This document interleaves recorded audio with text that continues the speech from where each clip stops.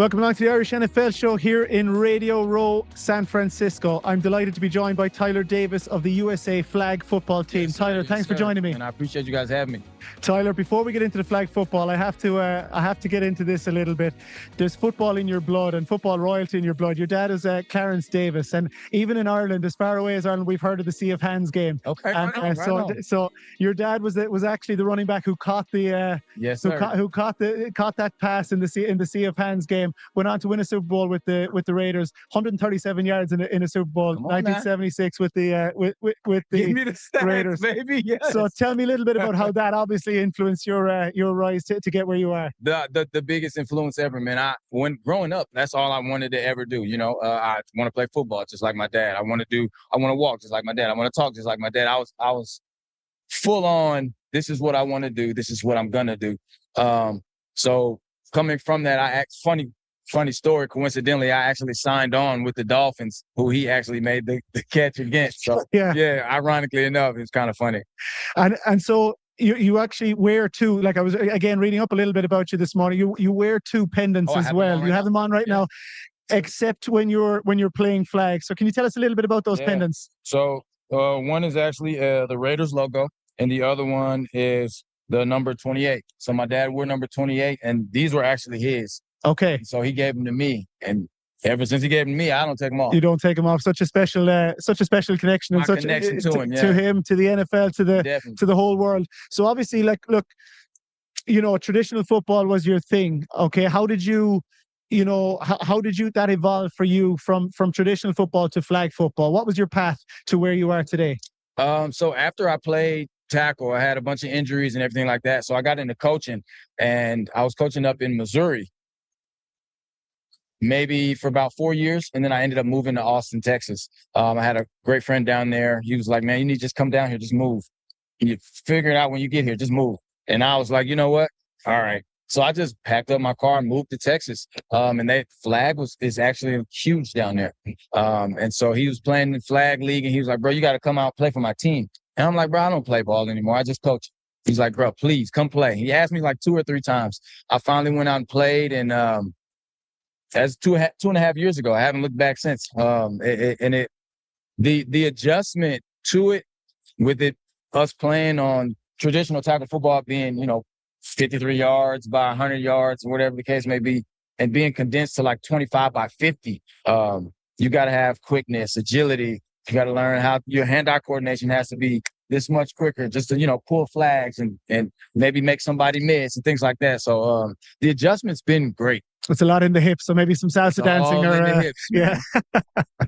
So tell me about your position. What's your position on a flag football team, and how does it differ as well from tackle? So, do players play both ways, or is it more traditional? So I actually do play both ways. I know some, I guess on some national teams, or they only play one side of the ball. They I guess recruit or scout for a specific player. But the way that we do things, we have a lot of multi-talented athletes that can do more than one and two things. So myself, I play receiver and DB. I also can play center. I also can throw the ball, but that's not my role. On the team. So right now I just play receiver, and then I'm 6 man on defense. If somebody goes down, I'll go in. Okay. And this is your first. Is this your first year on the US football team? So and obviously the addition to flag football the addition of flag football to the Olympics and building towards LA, that's been a huge factor in, I suppose, the growth of the game. Right. How are you gearing towards the Olympics? Obviously there'll be a huge, there'll be a lot of pressure on the US coming into LA. I mean, I presume you'd be almost expected to take the gold medal.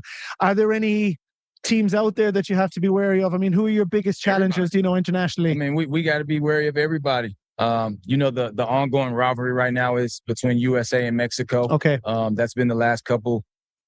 I think we haven't played them since 2023, but those gold medal games have been pretty close. Canada's got a very good team. Italy's got a very good team. You've got other teams like Panama.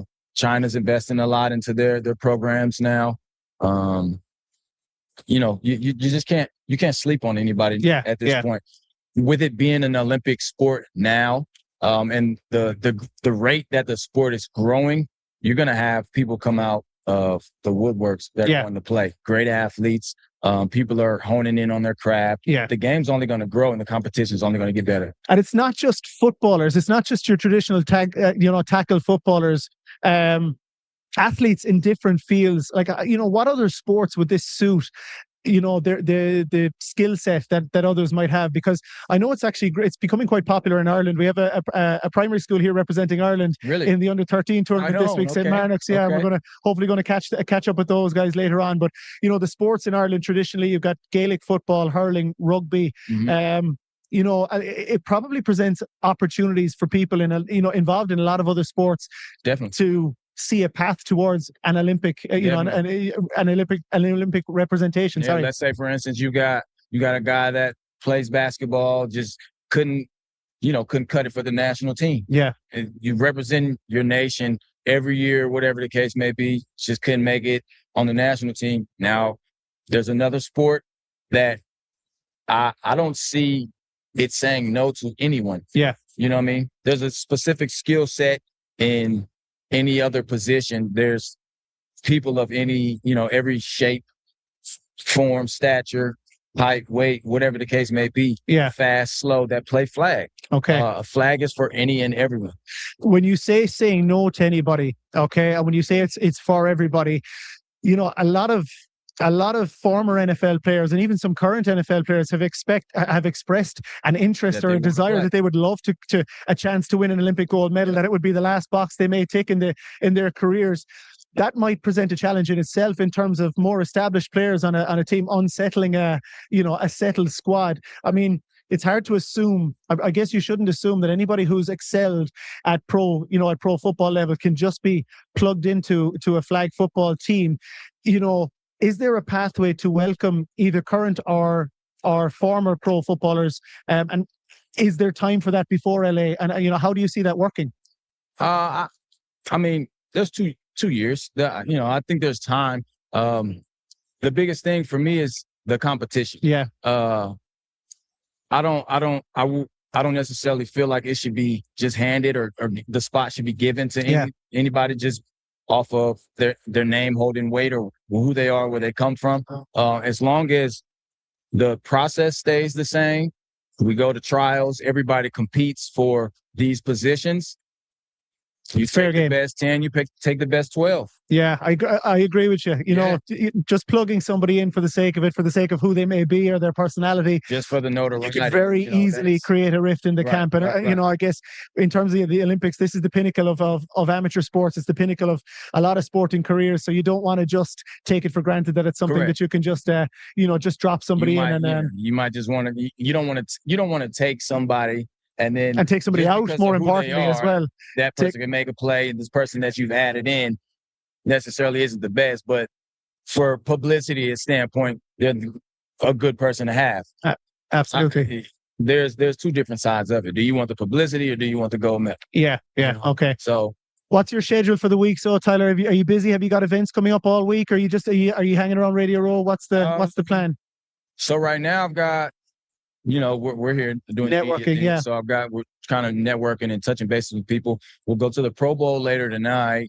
Tomorrow we've got practice and getting ready because we're actually playing against Team Mexico here, where they're playing the Pro Bowl at. We will actually be playing them at the Pro Bowl experience, the Super Bowl experience, on Thursday at 4:00. So if you guys are free or not doing anything, we're playing against Team Mexico. We'll definitely be represented out there. That gold medal game that we played them in the Continental Games in Panama, it got rained out, so we weren't able to play that game. So, we now we're able to play it. Absolutely, Tyler. I can't let you go without having a quick word about this weekend. How have you enjoyed this season? It's a kind of a novel pairing, even though it's a traditional Super Bowl in the sense that it's not so long ago since the Seahawks met the Patriots in the Super Bowl, and quite a memorable one as well. Handed the ball up. However, well, there you go. I mean, that's going to be the talk of the week, isn't it? But it is a novel pairing in that it is two teams that nobody expected really. I mean, both of these guys were over 60-1 to get to the Super Bowl or to win the Super Bowl at the start of the season. How have you enjoyed that? I mean, the fact that it's not the traditional power, the powerhouses that we've come to expect in the final two. Have you enjoyed the season, and what's your prediction for the weekend? I think it'll be a great game. I mean, regardless, the Seahawks have a high-powered offense. On the other end, the Patriots have a very high-powered defense. So I think it's going to come down to how the Seahawks defense plays against the Patriots offense, not the other way around. Yeah. I also like, I'm going to go for the underdog here. The Patriots won the last time they met in the Super Bowl. So I'm going to go for the Seahawks on this. And you have, on that coaching staff as well, you've got that seasoned kind of, that veteran experience. Mike Vrabel is no stranger to Super Bowls. Mm-hmm. The coordinator, the OC is no stranger to Super Bowls. And so, Josh McDaniels has been there and done it before. Yep. I'm sure they'll have a few tricks up their sleeve. So, you'd hope that it's not going to be the potentially one-sided game that some people are predicting. Tyler Davis, it's been a pleasure. I really, really wish you all success in the world at the Olympics in the coming couple of years. Best of luck with it. Thank you. Thanks a lot.